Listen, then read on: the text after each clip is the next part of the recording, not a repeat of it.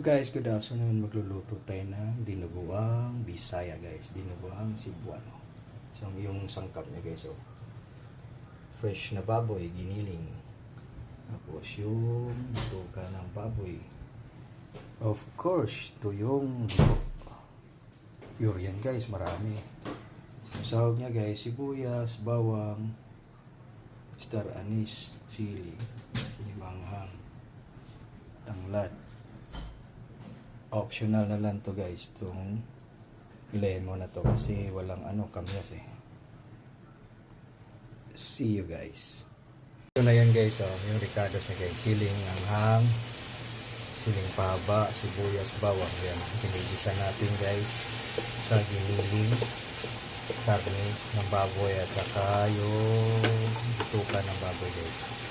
Halo-haloin lang yan guys. Tayo muna natin yan mga 15 minutes guys para maano yung karne, mamula-mula siya kaunti. See you.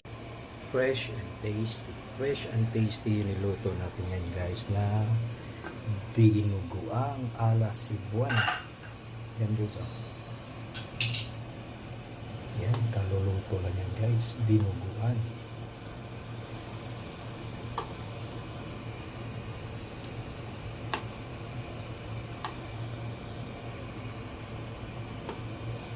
Yan. See you guys sa kainan.